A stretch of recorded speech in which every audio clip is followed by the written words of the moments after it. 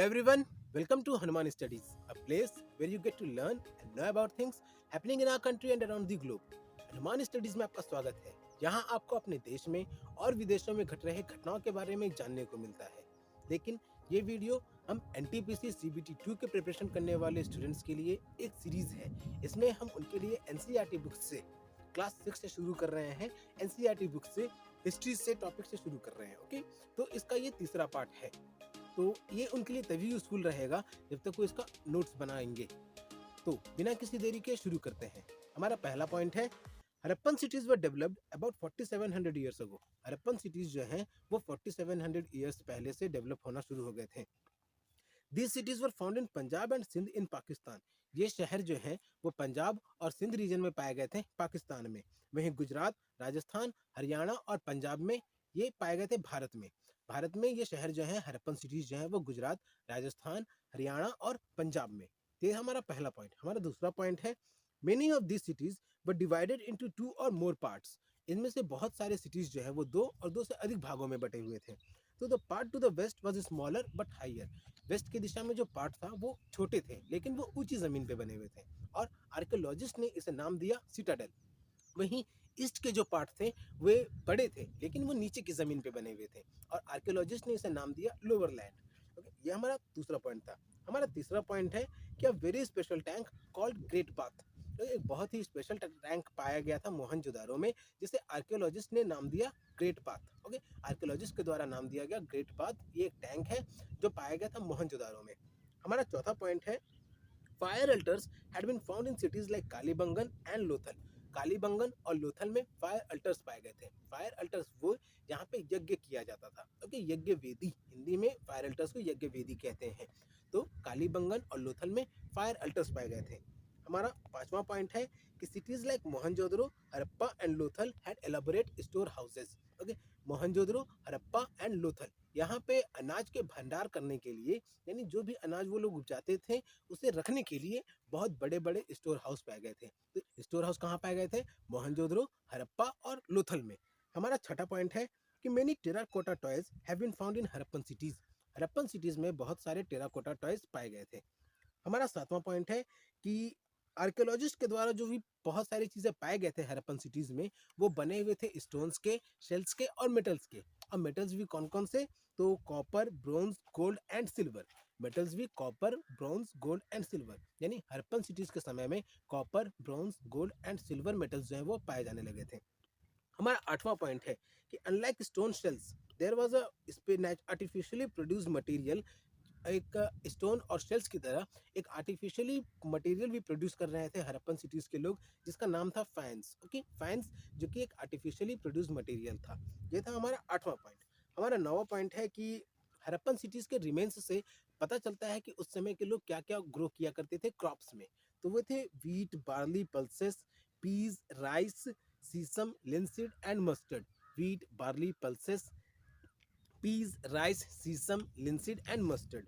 हमारा 10वां पॉइंट है, Harappans reared cattle, sheep, goat and buffalo. Harappans जो थे वो ग्रो कर रहे थे, पाल रहे थे जानवरों को। कौन कौन से?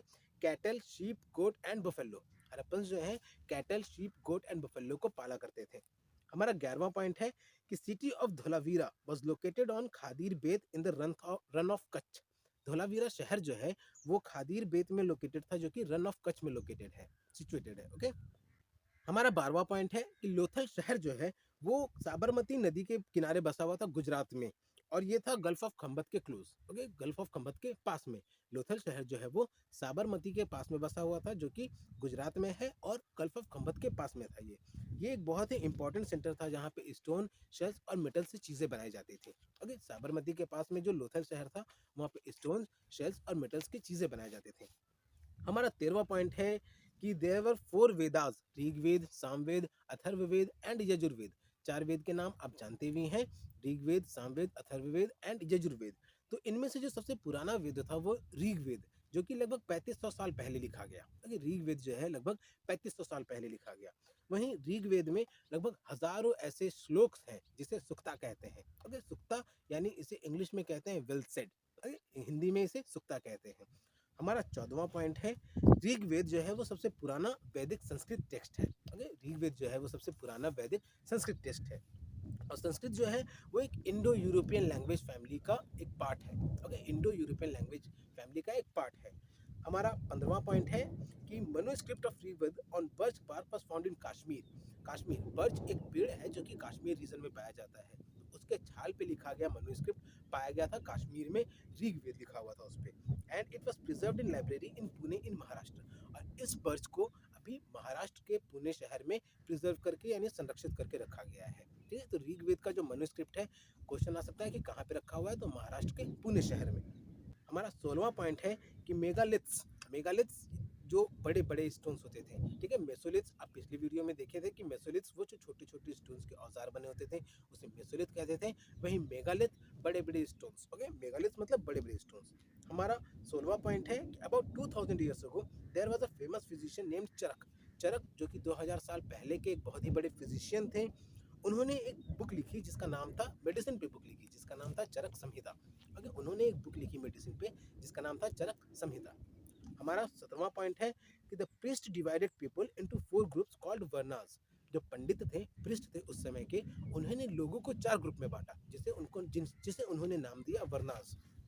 और ये जो वर्ण थे वो थे ब्राह्मण, क्षत्रिय, वैश्य एंड शूद्र। जो ये वर्ण थे वो ब्राह्मण, क्षत्रिय, वैश्य एंड शूद्र। हमारा 19वां पॉइंट है जनपद। इसका मतलब हुआ it is the land where the jana set its foot and settled down. Janapada का मतलब वो जमीन जहाँ पे लोग आए और अपना पैर रखें।